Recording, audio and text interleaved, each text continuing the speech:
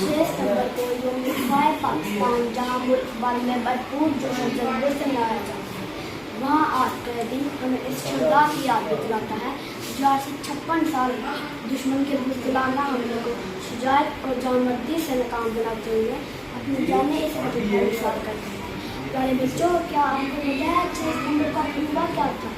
6 ستمبر 1965 کی شام بھارتی فوج جنگ کا اعلان کے بجائے بین الاقوامی بارڈر لائن پار کرتے ہوئے پاکستان داخل ہوئے اور ستمبر 1965 میں اس جنگ میں بھارتی فوج نے 17 دن میں 13 حملے کیے، جن کی افواج بعد اور جنگی سازشان کے حوالے سے کئی گنا طاقتور تھے، جبکہ پاکستانی فوج تجارت اور تیاری کے حساب سے بھارت سے بہت کم تھی، لیکن پاکستانی جوانوں نے اپنی جانوں پہ کھیل کر 17 دن تک دشمن کا لاہور میں آنے سے روک کے رکھا۔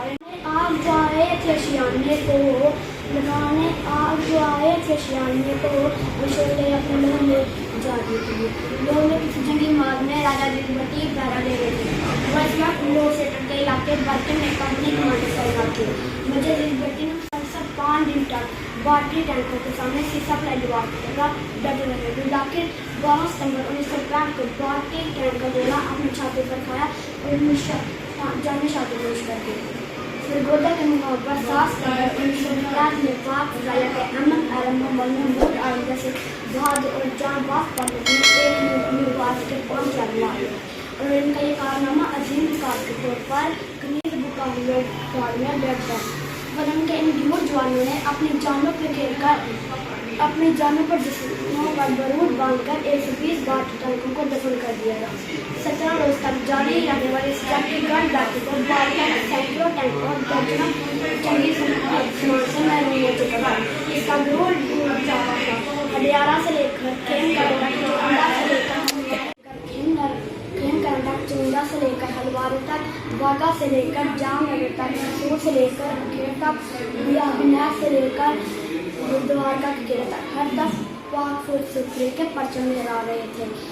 یہ اسماعیل قلعے کا ایک ایک لفظ جو ہمارے شہیدوں کے لہو سے درخشاں ہے، یہ عظیم دن ہمیں شہیدوں کی قربانیوں، غازیوں کی جرات اور امداد کے افواہوں کی یاد دلاتا ہے۔ دشمن یاد رکھ لے، ہر ملک خدائے داد اپنے پاکستان سے